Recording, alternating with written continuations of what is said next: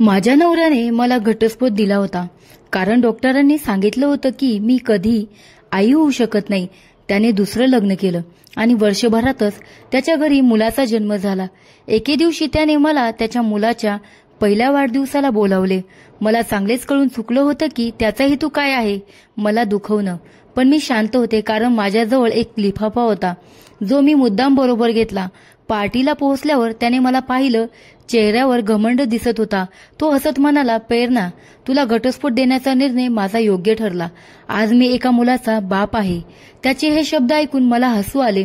मी शांतपणे तो लिफाफा त्याच्या हातावर ठेवला आणि म्हटलं, आधी हा उघडून बघ. तो गोंधळला, पण लिफाफा उघडला आणि वाचून त्याचा चेहरा फक्त पाहण्यासारखा होता. माझं नाव प्रेरणा आहे. आज घरात नंदेच्या मुलाचा वाढदिवसाच्या निमित्ताने पूजा ठेवली होती. मी पूजेच्या सामानाला हात लावला होता आणि ते माझ्या सासूबाईंनी पाहिलं. त्यांनी मोठ्या आवाजात मला ओरडायला सुरुवात केली. तुला कळत नाही का प्रेरणा, हे रोहिणीच्या मुलाच्या वाढदिवसाचे सामान आहे आणि त्याला वांजबाईने हात लावला म्हणजे झाला अपशकुन. तुला आमच्या सुखाचा हेवा वाटतोय म्हणून मुद्दाम केलंस. हे ऐकून माझ्या डोळ्यातून अश्रू गळायला लागले, पण मनातल्या भावना दाबत मी शांतपणे म्हटलं, आई, पण पुढचं बोलायची ताकद उरली नाही. एवढ्यात माझी नणंद रोहिणी, जी माझी नणंद कमी मैत्रीण जास्त होती, टोमणे मारत म्हणाली, वहिनी, तुमच्याकडून अशी अपेक्षा नव्हती. कदाचित तुम्हाला हे बघवत नसेल का मी आई झाले आहे. हे सगळं ऐकून मी माझ्या नवऱ्याकडे पाहिलं. माझ्या डोळ्यात आशा होती की तो माझी बाजू घेईल, पण उलट त्यानेच मला ऐकवलं, तुला रोहिणी बहिणीसारखी वाटते ना, मग तू असं करू शकतेस. त्याचे हे शब्द ऐकून मी तुटून गेले होते. सासूबाई आणि नंदेच्या टोमण्यापेक्षा नवऱ्याच्या बोलण्याने स्त्रीच्या हृदयाला भोसकून जातं. मी रडत स्वयंपाकघरात जाऊन काम करू लागले. घरातल्या सगळ्या जबाबदाऱ्या माझ्यावर होत्या, पण निवांत असल्यामुळे पूजेसाठी मात्र माझ्या हाताने अस्पृश्य ठरवलं होतं. मनात विचार आला, आई होणं किंवा न होणे हे माझ्या हातात कुठे आहे. माझ्या सासूबाई शाळेत शिक्षिका होत्या, नणंद वकील होती आणि नवरा इंजिनियर होता. एवढे शिकले सवरलेले असूनही त्यांच्या विचारसरणीत असा दुष्काळ, असे विचार करत मी स्वतःला सावरत होते. पण मनात एकच भावना होती, स्त्रीची क्षमता तिच्या मातृत्वावर नाही तर तिच्या माणुसकीवर असते. मला अजूनही स्पष्ट आठवतंय ती माझी आणि गिरीशची पहिली भेट ऑफिसमध्ये कशी झाली होती. मी नुकताच ऑफिस जॉईन केलं होतं. काही दिवसातच एका मीटिंगमध्ये मी प्रेझेंटेशन दिलं. सगळ्यांनी त्याचं कौतुक केलं, अगदी बॉसनेही. गिरीशही त्यावेळी तिथे होता आणि त्याला माझं प्रेझेंटेशन खूप आवडलं होतं. आम्ही एकाच ऑफिसमध्ये एकत्र काम करत होतो आणि त्याच काळात आमचं नातं कधी बांधलं गेलं हे आम्हालाही कळलं नाही. जेव्हा आम्ही घरच्यांशी याबाबत बोललो तेव्हा त्यांनीही आमचं नातं मान्य होतं. लवकरच आमचं लग्न झालं. माझं सासरचे खूप चांगले होते. सासूबाई, सासरे, नणंद सगळे प्रेमळ होते. गिरीशसारखा नवरा मिळाला म्हणून मी स्वतःला खूप भाग्यवान समजत होते. गिरीशने लग्नानंतर मला सांगितलं होतं, 2-3 वर्ष मूल नको, आधी आपण लाईफ एन्जॉय करू, मग मुलाची जबाबदारी घेऊ. त्यावेळेस मला ते योग्यच वाटलं आणि म्हणून घरातलं कोणीही मुलाबाबत काही बोललं नाही. पण लग्नाला 5 वर्ष होतात घरातल्यांनी टोमणे मारायला सुरुवात केली. लोक माझ्या पाठीमागे वाजूटी म्हणायला लागले. गिरीशही यावर काहीही बोलला नाही. सुरुवातीला वाटलं त्याला काही फरक पडत नाही, पण हळूहळू त्याचं वागणं बदललं. तो माझ्याशी व्यवस्थित बोलायचा नाही, फक्त आवश्यक तेवढे बोलून बाजूला व्हायचा. आमचं नातं इतकं तुटक झालं की एकाच घरात राहूनही आम्ही केवळ नावापुरते नवरा बायको उरलो होतो. माझं दुःख कोणाला सांगणार, कोण मला समजून घेणार. आज आमच्या लग्नाला 8 वर्ष पूर्ण झाली होती. आमच्या लग्नाचा वाढदिवस होता. मनात कुठेतरी आशा होती की आज गिरीश मला शुभेच्छा देईल. त्याच्या आवडीचा नाश्ता करून दिला होता, पण त्याने शांतपणे नाश्ता केला आणि एकही शब्द न बोलता ऑफिसला निघून गेला. त्याच्या वागण्याने माझं मन खूप कोमजलं, पण तरीही मी स्वतःला सावरलं. त्याला सरप्राईज द्यायचं म्हणून मी ऑफिसमध्ये फोन करून सुट्टी घेतली. गिरीशला कदाचित वाटले की मी आजारी आहे, पण त्याने एकदाही विचारलं नाही, तुला काय झालंय, तब्येत बरी नाही का. संध्याकाळी मी त्याच्या आवडीचं मटर पनीर, पुलाव, गुलाबजाम आणि बरेच पदार्थ तयार केले. मनात विचार आला की जेवताना तो नक्की माझ्याशी बोलेल आणि मी त्याला मूल दत्तक घेण्याची विनंती करेन. तो घरी आला, पण माझ्याकडे एकदाही पाहिलं नाही. मला वाटलं कदाचित बेडरूममध्ये जाऊन तरी शुभेच्छा देईन, पण तसं काही झालं नाही. उलट माझ्याकडे साधी नजर टाकण्याचीही तसदी केली नाही. त्या क्षणी वाटलं की माझ्या आयुष्याचं गोड स्वप्न आता कायमचं दुभंगलं आहे. स्त्रीचं हृदय त्या क्षणी कळतं जेव्हा ती तिच्या जोडीदाराच्या प्रेमाशिवाय एकटी उरते. माझं मन पूर्णतः कोलमडलं होतं, पण त्याचवेळी मनात विचार आला, मी स्त्री आहे आणि मातृत्वासाठी मला अपमान सोसावा लागतोय. पण का? माझ्या हाती नाही ते मी कसं बदलू? संसाराचा गाडा ओढायचा आणि दोष मनगटावरच ठेवायचा, हीच का समाजाची मोजपट्टी? थोड्या वेळाने वाट पाहिली, पण शेवटी राहवलं नाही. मी गिरीशला विचारलं, गिरीश, आज आपल्या लग्नाचा वाढदिवस आहे, तू हेही विसरलास का? हे आता त्यांनी वळून कडू हसत उत्तर दिलं, अगं नाही, हा दिवस विसरणं माझ्यासाठी अशक्य आहे, कारण आजच्या दिवशी एक वांजुटी बाई माझ्या गळ्यात पडली होती. त्याचे हे शब्द ऐकताच माझ्या डोळ्यासमोर अंधार झाला होता. कसं तरीच वाटलं, पण मी डोळ्यातून निघणारे अश्रू रोखत त्याच्याशी शांतपणे म्हणाले, गिरीश, आपण एक मूल दत्तक घेऊ शकत नाही का? हे ऐकताच त्याचा आवाज अजून कठोर झाला. तो म्हणाला, मी तुला किती वेळा सांगितले आणि यावर किती वेळा भांडण झाली आहेत. तू हेही विसरलास का? मी दुसऱ्याचे मूल, दुसऱ्याचं रक्त दत्तक घेणार नाही. मला माझा स्वतःचं मूल हवंय, पण ते तू या जन्मात तरी मला देऊ शकत नाहीस.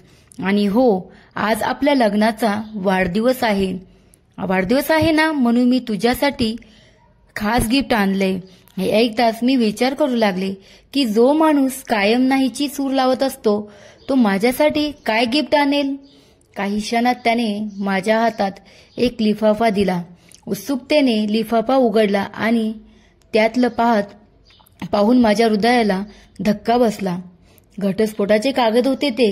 त्या कागदावरची अक्षर पुसत दिसायला लागली. डोळे अश्रूंनी भरले होते.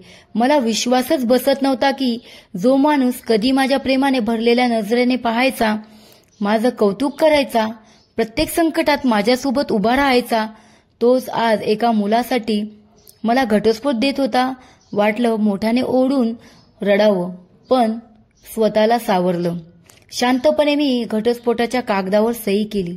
मनात एकच विचार आला, ज्या माणसाच्या मनात माझ्यासाठी प्रेमच उरलं नाही त्याच्यासोबत राहण्यात काहीच अर्थ नाही. दुसऱ्या दिवशी मी ते घर कायमचं सोडलं. मला माहिती होतं गिरीशला हेच हवं होतं. काही दिवसांनी मी प्रयत्नपूर्वक माझा ट्रान्सफर दुसऱ्या ब्रांचमध्ये करून घेतलं. त्याच्याबरोबर काम करणं म्हणजे जखमेवर मीठ चोळण्यासारखं होतं. महिनाभरात गिरीश दुसरे लग्न झालं. एका वर्षाने कळलं की त्याला मुलगा झाला होता. त्या मुलाच्या वाढदिवसानिमित्त गिरीशने मोठी पार्टी आयोजित केली होती.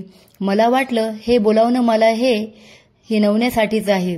तरीही मी ठरवलं की मी तिथे जाईल. मी पार्टीत पोहोचली असल्याने मला त्याने पाहिलं आणि कुटील हसत जवळ येऊन म्हणाला, बघितलंस, तुला घटस्फोट देण्याचा माझा निर्णय किती योग्य होता. आज मी बाप झालोय, बाप. मी शांतपणे त्याचा अभिनंदन केलं. त्यानंतर मी माझ्या हातातला लिफाफाचा फडशा काढला आणि त्याला दिला. म्हणाले, हे तुला माझ्याकडून सरप्राईज गिफ्ट आहे. गिफ्ट म्हटलं तसा तर थोडासा चकित झाला. त्याला आठवलं की लग्नाच्या वाढदिवसाच्या दिवशी त्यानेही मला एक सरप्राईज दिलं होतं, घटस्फोटाचे कागद. तो लिफाफा उघडून पाहतात त्याच्या चेहऱ्यावरचं हसू गायब झालं. त्याच्या पायाखालची जमीन सरकली होती. डिसेंबर महिन्यातल्या कडाक्याच्या थंडीत गिरीशच्या अंगातून घामाच्या धारा लागल्या होत्या. त्याच्या हातात लिफाफा होता आणि त्यामध्ये त्याचा मेडिकल रिपोर्ट होता. मेडिकल रिपोर्ट पाहिल्यानंतर त्या रिपोर्टमध्ये स्पष्ट लिहिलं होतं, तो कधीच बाप होऊ शकत नाही. तो त्याच्या बायकोकडे पाहू लागला. त्याच्या झुकलेल्या नजरेतून सगळं सत्य आरशासमोर स्पष्ट झालं. मी त्याच्या डोळ्यात पाहून शांतपणे म्हणाले, आता ठरवायचं आहे, तुला दुसऱ्याचं मूल, दुसऱ्याचं रक्त दत्तक घ्यायचं आहे की नाही हे बोलून मी तिथून निघून गेले. दुसऱ्या दिवशी गिरीश आणि त्याची आई माझ्या घरी आले. दोघेही खूपच अस्वस्थ होते. काय बोलावे हे त्यांना कळत नव्हतं. अखेर गिरीश बोलला, तो मेडिकल रिपोर्ट. मी शांतपणे म्हणाले, तुला आठवते आपण दोघं मेडिकल चेकअपसाठी गेलो होतो आणि काही कारणाने तू रिपोर्ट आणायला जाऊ शकला नाहीस, म्हणून मी एकटीच गेली होती. गिरीश म्हणाला, हो, आणि तू परत येऊन सांगितलं होतं की दोष तुझ्यामध्ये आहे. मग तू खोटं का बोललीस? काय एवढे दिवस सगळ्यांचे टोमणे सहन केलेस? मी हळुवारपणे उत्तर दिलं, कारण मी तुझ्यावर प्रेम करत होते. मला वाटलं की तुला हे सत्य समजलं तर तू ते सहन करू शकणार नाहीस. तू तुटून जाशील आणि मी तुला तुटताना पाहू शकत नव्हते. माझं काय होतं?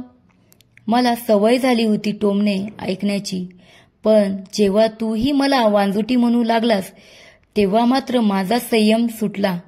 गिरीशने पुन्हा विचारलं, पण जेव्हा मी तुला घटस्फोटाचे पेपर दिले तेव्हा का खरं सांगितलं नाहीस? मी उत्तर दिलं, गिरीश, चूक माझीच आहे.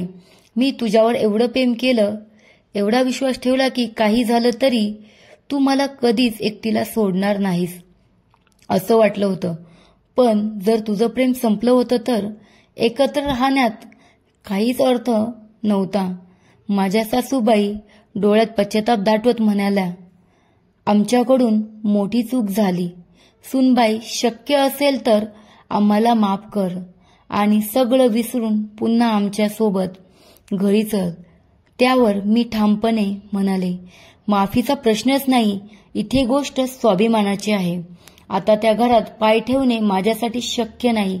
मी गिरीशला सरप्राईज गिफ्ट म्हणून ते रिपोर्ट दिला, कारण मला बघायचं होतं हे सत्य कळल्यावर तो दुसऱ्याचं मूल दत्तक घेतो का नाही. जेव्हा मी यापूर्वी त्याला विचारलं होतं तेव्हा तो सरळ नकार दिला होतास.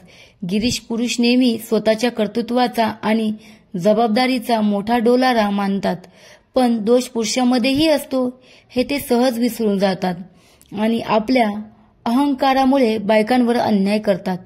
पण ते विसरतात की ज्या स्त्रियांवर अन्याय होतो तिच्या पाठीशी देव असतो. मित्रांनो, आयुष्य जगताना कधीही कोणावर अन्याय करू नका आणि जर तुमच्यावर अन्याय झाला तर त्याला कधी सहन करू नका, कारण जगणं म्हणजे स्वाभिमान टिकवणं.